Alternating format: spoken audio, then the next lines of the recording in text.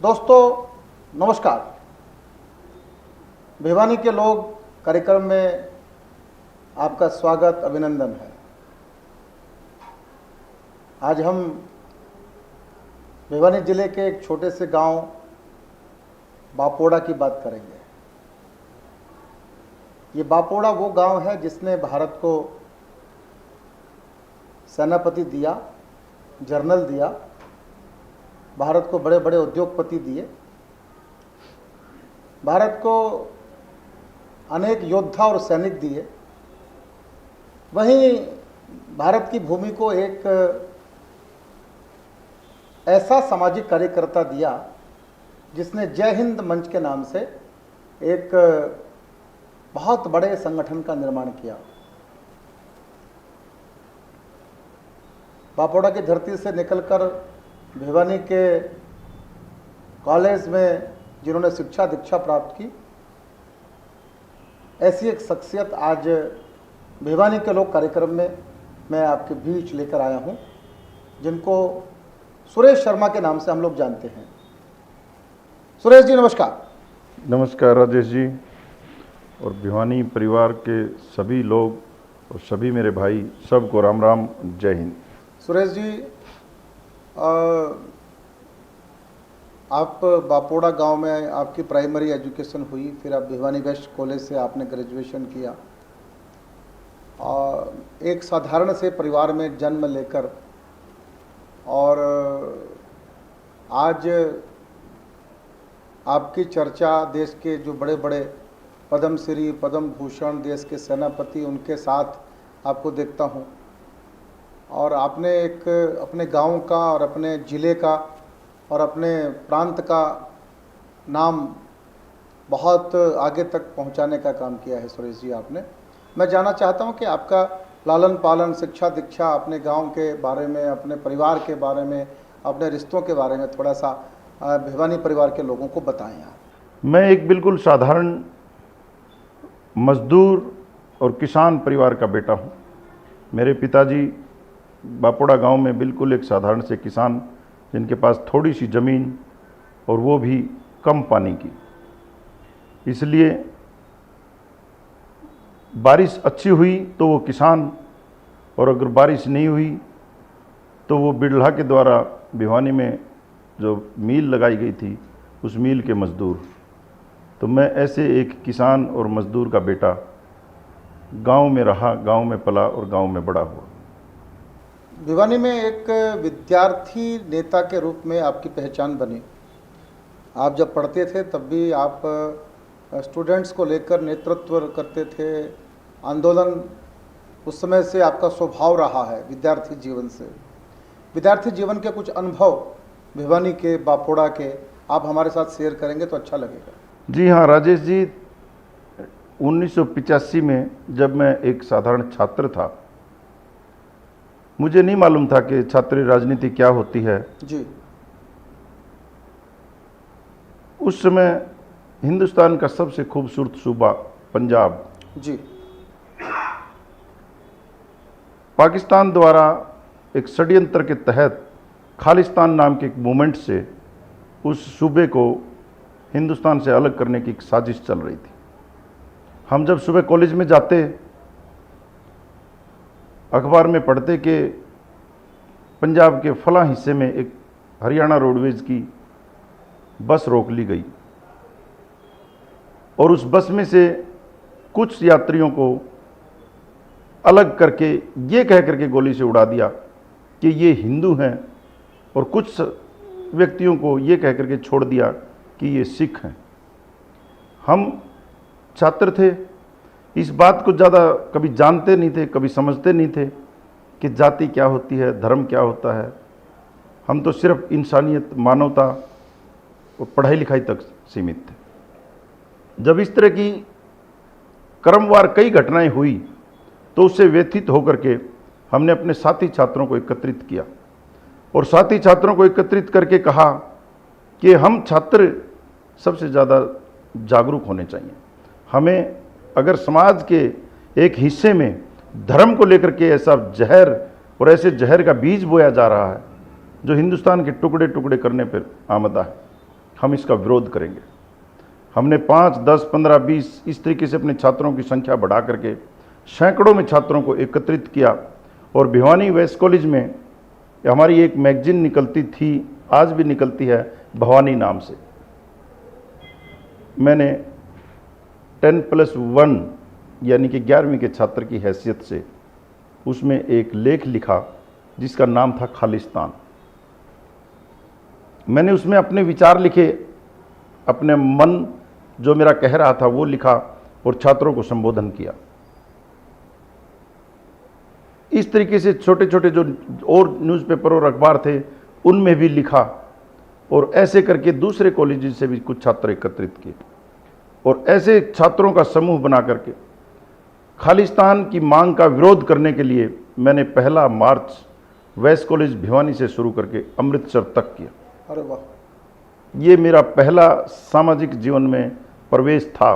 एक छात्र रहते हुए मेरी उस घटना ने मुझे छात्र राजनीति में आगे बढ़ाने में सहयोग किया और लोगों ने कहा कि ये सिर्फ छात्र नहीं बल्कि एक छात्र नेता भी है जो ऐसे सामाजिक और राष्ट्रीय मुद्दों पे निगाह रखता है इतनी छोटी उम्र में। ये विचार मेरे अध्यापक जो मेरे कॉलेज के लेक्चरर और प्रिंसिपल थे उन लोगों ने कहा।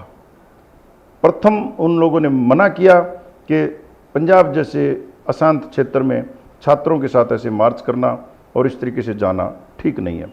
लेकिन मेरे मन में एक आग थी कि अगर आज जिन सिखों को हमने ये पढ़ा था कि हम प्रत्येक हिंदू परिवारों ने अपना प्रथम बेटा सनातन की रक्षा के लिए दिया, हमारे ही परिवार का प्रथम व्यक्ति जो एक संगठन का सदस्य बना, जिसने संगठन में अपने आप को इतना रमा लिया कि उसने अपना रूप ही बदल दिया, हम अपने परिवार का प्रथम व्यक्ति अपने परिवार से अलग होता देख रहे हैं और जिस सिख संगठन खालसा एक पंथ है जिसको हम अपने परिवार का हिस्सा मानते और पढ़ते आए थे उसको एक अलग धर्म के रूप में प्रचारित और प्रसारित करके और देश के अलग हिस्सा खालिस्तान बनाने के लिए, तो हम उस बात को सहन ना कर सके और हमने एक संगठन जय हिंद मंच की स्थापना की और जय हिंद मंच के बैनर से, जय हिंद मंच नाम के समूह से हमने प्रथम मार्च खालिस्तान के खिलाफ किया। और उसके बाद सतलुज यमुना लिंक नहर जो कि दूसरी घटना थी। बहुत अच्छा। भाखड़ा डैम बना पूरे उत्तर भारत को पानी देने के लिए, लेकिन हरियाणा और राजस्थान के हिस्से का पानी आगे नहीं बढ़ने दिया। मुद्दा विवादित होने की वजह से कोर्ट में गया। कोर्ट ने कहा कि डैम किसी क्षेत्र विशेष के लिए नहीं पूरे राष्ट्र के लिए बना, जितना पानी पंजाब की जरूरत है वो रहे, उसके बाद आगे हरियाणा और पंजाब में जाना चाहिए। जब कोर्ट ने यह आदेश किया तो वहाँ पर सतलुज यमुना लिंक नहर के नाम से एक नहर की खुदाई शुरू हुई। ये 87 या 88 की बात है कि उन्हीं खालिस्तान के समर्थकों ने 35 मजदूरों को उस नहर में खुदाई करते समय उस नहर में ही गोलियों से भून दिया। अगले दिन जब अखबार में हमने ये सब पढ़ा तो हम चूंकि खालिस्तान के खिलाफ एक मार्च निकाल करके वहाँ तक जा चुके थे, इस घटना ने फिर से व्यथित किया और उस AK-47 का मुकाबला करने के लिए मैंने फिर अपने उन्हीं छात्र साथियों को इकट्ठे करके और एक कलम सिंबॉलिक तौर पर लेकर के और एक कुदाल जिसको हरियाणा में कस्सी कहते हैं जो नहर खोदने का काम करती है, कलम और कस्सी, इन दोनों को हमने सिंबॉलिक तौर पर लेकर के दूसरा मार्च किया और हमने कहा कि आपने जिन 35 मजदूरों को मारा है उन बेचारों को तो ये भी नहीं पता कि नहर खोद करके किसका हित होगा और किसका अहित होगा, नहर क्यों खोदी जा रही है, नहर किसके हिस्से के लिए खोदी जा रही है। वो तो सिर्फ सवेरे रोटी का टिफ़िन लेकर के इसलिए आए थे कि शाम को हमें 8 रुपये मिलेंगे। उस समय मजदूरी 8 रुपये थी। मैंने कहा 8 रुपये की मजदूरी के लिए जो लोग नहर खोदने के लिए आए थे आपने उनकी हत्या करके एक बहुत बड़ा गुनाह किया है। अगर आप मारना ही चाहते हो तो हमें मारो, पानी हमारे हिस्से का है, लड़ाई हमारी और आपकी है। मैंने उन छात्रों का समूह अपने साथ एकत्रित करके कुदाल, कशी और कलम को सिंबॉलिक बना करके मैं उसी मुहाने पर पहुंचा जहां नहर में 35 मजदूर मारे गए थे। लेकिन चूंकि हम छात्र थे, इसलिए पैरामिलिट्री फोर्सेज ने और पंजाब पुलिस ने हमें पूरा प्रोटेक्ट किया, क्योंकि वो जानते थे कि ये छात्र निहत्थे हैं और खालिस्तान का समर्थन करने वाले भटके हुए लोग आतंकवादी हैं, तो वो इनको नुकसान ना पहुंचाए। इसलिए सरकारों ने पूर्ण रूप से पैरामिलिट्री फोर्सेज और पुलिस से हमें प्रोटेक्ट किया, लेकिन हम अपना प्रदर्शन करने में और सफल रहे। ये सतलुज यमुना लिंक नहर के लिए हमारा दूसरा घटना थी। बहुत अच्छा। राष्ट्रीय प्रतीकों को लेकर आपकी चिंता मैं अक्सर देखता रहा हूँ, वो चाहे तिरंगा हो चाहे वंदे मातरम हो, आप हमेशा, चाहे सैनिक का सम्मान हो, उसको लेकर आप हमेशा चिंतित रहे हैं, जूझते रहे हैं। राष्ट्रीय प्रतीकों के प्रति आपकी श्रद्धा, जय हिंद मंच की श्रद्धा, वो सच में अनुकरणीय है। आपने राष्ट्रीय प्रतीकों के सम्मान के लिए आंदोलन भी खड़े किए हैं, आप लाल चौक भी तिरंगे के सम्मान के लिए गए हैं। ये राष्ट्रीय प्रतीकों के प्रति जो आपके मन में जो स्नेह, जो प्यार है, वो आप किस तरह से उसको हमारे तक पहुंचाना चाहेंगे? ये राजेश जी, सन 1988 में जी, जब छात्र राजनीति में मैं सक्रिय था, तो ऐसे ही किसी आंदोलन के सिलसिले में मेरा एक बार दिल्ली आना हुआ। जी, मैं ऑल इंडिया मेडिकल से और इंडिया गेट की तरफ जा रहा था। मैंने पृथ्वीराज रोड वाले कश्मीर हाउस पर राष्ट्र ध्वज तिरंगे के साथ एक झंडा लहराते हुए देखा। मेरे कदम वहीं ठिठक गए। मैंने देखा राष्ट्र ध्वज से भी ऊंचा और दिल्ली के अंदर राष्ट्र ध्वज के साथ एक झंडा लहरा रहा है। मैं शुरू में ये सोच करके रुका था कि शायद किसी एम्बेसी का होगा। लेकिन जब उस पर जम्मू कश्मीर लिखा देखा तो मैंने उनसे पूछा, मेरे रोंगटे खड़े हुए और दुख हुआ कि इस देश की राजधानी में तिरंगे के पैरेलल एक दूसरा झंडा लहरा रहा है, लेकिन पुलिस थी चारों तरफ। जी, मेरा दिल किया कि मैं इस झंडे को अभी उतारूं, लेकिन उस समय मेरे ये बस की बात नहीं थी। लेकिन मैं वापस आने के बाद मैं सो नहीं सका। मैंने अपने छात्रों को इकट्ठा किया, मैं अपने 20-25 साथियों को लेकर के, और चोरी छुपे जम्मू कश्मीर हाउस पृथ्वीराज रोड वाले उसमें चढ़ा छत पर, और जब तक पुलिस ने हमें घेरा तब तक मैंने उस पाइप को, क्योंकि वो निकल नहीं पा रहा था झंडा, मैंने उस पाइप को हिला करके, तोड़ करके और ऊपर से नीचे फेंका, और हम वहाँ पर भारत के झंडे को लहराते हुए, भारत माता की जय बोलते हुए, वहाँ पुलिस ने हमें गिरफ्तार किया और तुगलक रोड थाने लेकर गए।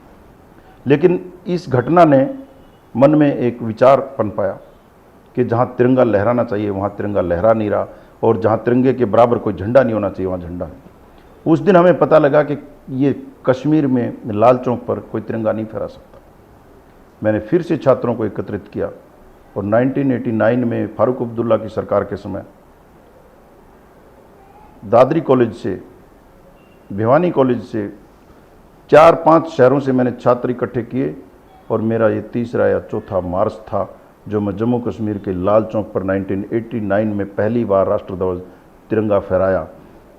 मेरे तिरंगा फहराने के 1.5 साल बाद भारतीय जनता पार्टी ने, जिसमें रामविलास शर्मा जी और आज के प्रधानमंत्री नरेंद्र भाई मोदी जी, मुरली मनोहर जोशी और आडवाणी जी के युवा तुर्क के रूप में टाटा 407 पर दोनों तरफ खड़े नजर आएंगे आपको, मेरे से 1.5 साल बाद उन्होंने ये झंडा वहाँ पर फहराया है। जब 20-25 साल का समय बीत गया, तब मैंने अपनी युवा टीम से कहा कि जय हिंद मंच की जो दूसरी पीढ़ी आ गई, तो क्या कश्मीर के लाल चौक पर दोबारा कोई तिरंगा नहीं फहराएगा? तो मेरे युवा कमांडर नवीन जय हिंद ने कहा कि आप एक बार आदेश करें। बहुत अच्छा। कश्मीर के लाल चौक पर तो क्या, हम पाकिस्तान में भी जाके तिरंगा फहराने की हिम्मत रखते हैं। बहुत खूब। नवीन जय हिंद के नेतृत्व में 2015 और 2016 लगातार 2 साल तक नवीन जय हिंद ने अपनी युवा टीम के साथ जय हिंद मंच की फौज तिरंगा फहराने में कामयाब रही। वहाँ टसल भी हुई, पथराव भी हुआ, लोगों ने बोतलें भी फेंकी, लेकिन हम लगातार 2 साल नवीन जय हिंद के नेतृत्व में वहाँ तिरंगा फहरा चुके। और आज जय हिंद मंच की ये प्रथम मांग है और समस्त देशवासियों से भी हम ये आह्वान करते हैं कि लाल चौक का क्या अर्थ होता है। वो हिंदुस्तान का खूबसूरत चौक तिरंगा चौक होना चाहिए। वहाँ एक 100 मीटर का पाइप में तिरंगा लगना चाहिए और उस चौक का नाम ही तिरंगा चौक रखा जाना चाहिए। क्यों? क्योंकि किसी भी राष्ट्र के जो प्रतीक चिन्ह होते हैं वो राष्ट्र को एकता के सूत्र में बांधने के लिए सबसे महत्वपूर्ण सिंबल होते हैं। सुरेश जी, शहीदों के सम्मान को लेकर, सैनिकों के सम्मान को लेकर, वन रैंक, वन पेंशन को लेकर, शहीदों की प्रतिमाओं को लेकर सुरेश शर्मा को मैं देखता हूं हमेशा वो चिंतित रहते हैं। 91 या 92 की बात है जी जी, कि मैं ऐसे ही किसी शहीद के परिवार की मदद करने के इरादे से एक गांव में गया। मैंने गांव के किनारे ताश खेलते हुए कुछ लोगों से पूछा कि शहीद रामफल का घर कौन सा है। ताश खेलते खेलते उन्होंने कहा कि राम के शहीद तो इस गांव में किसी का नाम को नहीं। मेरे को अंदर से इतना दुख और आत्मग्लानि हुई कि मेरे गांव के लोगों को आज तक यही नहीं पता कि शहीद नाम नहीं, शहीद एक तगमा है। मैंने उनको कहा कि नहीं भाई, शहीद नाम को नहीं, वो फौज में मर गया था इसलिए उसको शहीद कहे। फिर दूसरा व्यक्ति ताश खेलते खेलते ही बोल रहा है, अच्छा अच्छा अच्छा अच्छा मैं समझ गया, ये तो रामू लुहार के छोरे ने पूछे से। ये मेरे लिए दूसरा झटका था कि राम सिंह जी ने इस देश को अपना बेटा दे दिया, फिर भी रामू रामू लुहार रह गया। मैंने उस दिन अपने मन में राजेश जी एक प्रतिज्ञा की कि कई मोर्चों पर लड़ना पड़ेगा एक साथ। बिल्कुल ठीक है। मैंने अपने उसी संगठन को गांव-गांव में कमेटियां गठित की। लोगों को बताना पड़ेगा कि शहीद क्या होता है, सैनिक क्या होता है, शहीद का सम्मान करने का हमारा क्या कर्तव्य है, उनको जरूरत पड़ने पर उनकी क्या मदद है करनी है। इस इरादे से मैंने प्रत्येक गांव में जो मेरा संगठन था उसकी कमेटियां गठित कर दी। क्यों? क्योंकि जिस दिन सरहद से एक शहीद का शव तिरंगे में लिपट के गांव में आता है, उस समय 1000 लोगों के उस गांव में 10,000 की संख्या खड़ी होती है। सरकारी बंदूकें गरजती हैं, सरकारी अमला जमला वहां पर होता है, एमएलए, एमपी, मिनिस्टर्स, शहीद के परिवार के लोग भी उस मुखाग्नि देने के लिए नज़दीक नहीं जा पाते। दूसरे लोग इतने आ जाते हैं, लेकिन 6 महीने बाद अगर आप देखेंगे तो उस घर में सुनसान होता है। और 1 साल बाद जो प्रैक्टिकल हमने देखा है, जब जा करके देखते हैं तो उस शहीद के बच्चों की कोई ये पूछने वाला नहीं होता कि बच्चों का एडमिशन हुआ कि नहीं हुआ। उस वीर नारी के सिवाय कोई ये पूछने वाला नहीं। और अगर शहीद शादीशुदा नहीं था तो उस बूढ़े माँ बाप के सिवाय कोई ये पूछने वाला नहीं कि उसके परिवार की परवरिश कैसे हो रही है। ये चिंता का मूल विषय था। और कुछ दिनों बाद ये गांव में किसी ने ये कह दिया कि इस नाम का कोई व्यक्ति नहीं। तो इन चिंताओं को मैंने समझ करके मैंने मन बनाया कि जिस गांव का बेटा शहीद होता है उस गांव में गोचर भूमि में से 1 एकड़ जमीन लेकर के उस शहीद की प्रतिमा लगवाएं। हम जयपुर से उसकी सुंदर प्रतिमा बनवाते हैं और 1 एकड़ भूमि को, क्योंकि वो गोचर भूमि है, उसमें कंस्ट्रक्शन अलाउड नहीं होती, इसलिए उसको हम हर्बल पार्क नाम से डेवलप करते हैं और उसमें जयपुर से बनवा करके वो प्रतिमा लगाते हैं।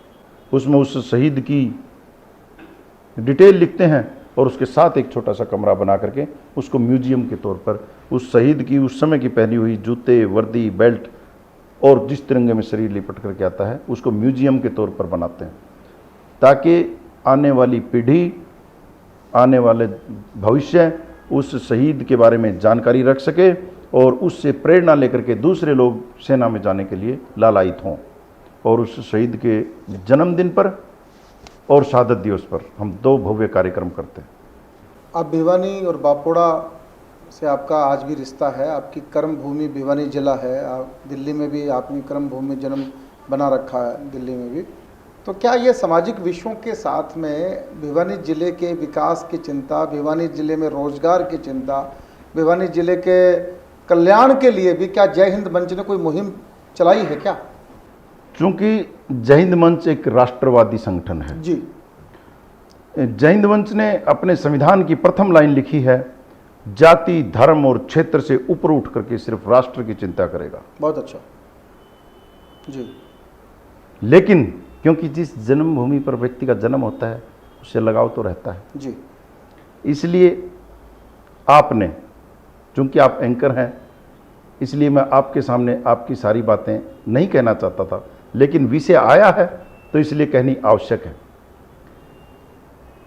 राजेश चेतन जी ने भिवानी परिवार मैत्री संघ की स्थापना की कि भिवानी से जो लोग व्यवसाय की वजह से भिवानी छोड़ करके दिल्ली और एनसीआर में आकर के बस गए, उन लोगों को एकत्रित करके उन लोगों को दिल्ली में ही भिवानी का माहौल दे करके उनको भिवानी से अटैच करके और उस भिवानी का विकास करने का जो सपना सजोया, क्योंकि मैं राष्ट्रवादी संगठन का मुखिया था, उस बैनर से उस तरफ कुछ कर नहीं पा रहा था, इसलिए मैं भिवानी परिवार मैत्री संघ का एक सिपाही बन करके जय हिंद मंच और भिवानी परिवार मैत्री संघ को इंटरकनेक्ट करके भिवानी परिवार मैत्री संघ के माध्यम से मैं वो सब काम करता हूं जो मुझे जय हिंद मंच से भी करने चाहिए और भिवानी का बेटा होने के नाते करने चाहिए। इसलिए मैंने, आप उस परिवार के मुखिया हैं, इसलिए मैंने हमेशा आपसे परमिशन लेकर के, आपसे सहयोग मांग करके आर्टिफिशियल लिम्ब प्रोवाइड करने का काम रहा हो, वहाँ पर पुस्तक वितरण का काम रहा हो, जागरूकता का काम रहा हो, मैंने भिवानी परिवार मैत्री संघ का एक सिपाही होने के नाते मैंने भिवानी के विकास के लिए जो मुझसे बन पाया वो मैंने किया। सुरेश जी, आप आंदोलन से जुड़े रहे हैं, आंदोलन आपका स्वभाव है और आपने बड़े बड़े आंदोलन खड़े किए हैं। ये आंदोलन का आपके अनुभव क्या हैं? आंदोलन की बात आपने की, मैंने उसी गैर राजनीतिक संगठन को पॉलिटिकल प्रेशर ग्रुप के रूप में स्थापित करने के लिए ये बड़े बड़े आंदोलन खड़े किए। वाह वाह। और उन आंदोलनों में मैंने ऐसे आंदोलन भी खड़े किए जिसमें 85% जनता हो सकता है कि मेरा विरोध भी करे। वीपी सिंह की गवर्नमेंट के समय मंडल कमीशन जिस समय लागू हुआ, मैं जानता हूं, मैं भी एक पढ़ा लिखा छात्र था, कि 85% मंडल कमीशन के हक में है लोग, लेकिन मैंने वो निर्णय लिया जो मेरे देश के हक में है। मैंने संख्या की परवाह नहीं की, मैंने मंडल कमीशन का विरोध किया और डंके की चोट पर कहा कि जाति के आधार पर आरक्षण इस मुल्क को खोखला कर देगा। मैंने 3.5 महीने की दिन और रात की मेहनत करके 5 लाख स्टूडेंट को वोट क्लब पर एकत्रित किया। लेकिन वीपी सिंह की निरंकुश सरकार ने हम छात्रों के ऊपर घोड़े चढ़ा करके और लाठीचार्ज करके 2 छात्रों को गोली से शूट कर दिया और भीड़ को तितर बितर करके हम लोगों को अरेस्ट कर आंदोलन को कुचल दिया। मंडल कमीशन लागू हुआ। आज भी देश रो रहा है, आज भी देश सिसक रहा है कि जाति के आधार पर जब तक आरक्षण होगा तब तक मुल्क कभी विकास नहीं कर सकता। सुरेश जी, बहुत अच्छा लगा आपसे चर्चा करके, बहुत सारे बिंदुओं पर आपने बहुत खुल के बात की। चलते चलते मैं चाहूँगा कि भिवानी परिवार मैत्री संघ, जिसके आप कार्यकारिणी के सदस्य भी रहे हैं और बहुत सारे सेवा के कामों से जुड़े रहे हैं, भिवानी परिवार मैत्री संघ के लोगों के लिए आप क्या संदेश देना चाहते हैं? भिवानी परिवार मैत्री संघ के लोगों को मैं एक संदेश ये देना चाहता हूँ कि जिस बड़े मन से राजेश भाई ने इसकी रचना की है, आप उसके, यानी कि राजेश भाई के उस सपने को साकार करने के लिए कंधे से कंधा मिला करके राजेश भाई के साथ खड़े हों। मेरा अपना विचार है कि ये बात कोई मायने नहीं रखती कि कौन व्यक्ति कितने साल जिया, मायने ये रखती है कि वो कैसा जिया। वाह वाह। इसलिए मेरे परिवार में, यानी कि भिवानी परिवार मैत्री संघ में ज़्यादातर व्यवसायी हैं, क्योंकि व्यवसाय की वजह से उन्होंने भिवानी छोड़ा। बिल्कुल जी। तो ये बात कोई मायने नहीं रखती कि आपने कितना धन कमाया, बात ये मायने रखती कि आपने धन किस रास्ते से कमाया। बहुत अच्छा। उसके बाद तीसरी बात, ये बात कोई मायने नहीं रखती कि आपने धन कमा के कितना बचाया, मायने ये रखती है कि आपने जनहित में कितना लगाया। वाह। तो ये एक प्लेटफॉर्म राजेश भाई ने भिवानी परिवार मैत्री संघ हमें दिया है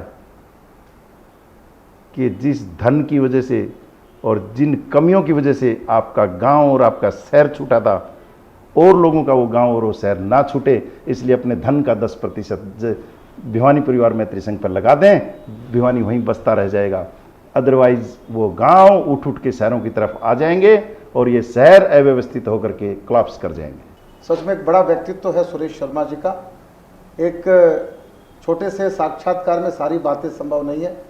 सुरेश जी से फिर आग्रह करेंगे कि दोबारा से समय निकाल कर और फिर इस कैमरे के सामने आके मेरे सामने बैठे, क्योंकि वो सच में एक राष्ट्रवाद का इंसाइक्लोपीडिया है भाई सुरेश शर्मा जी।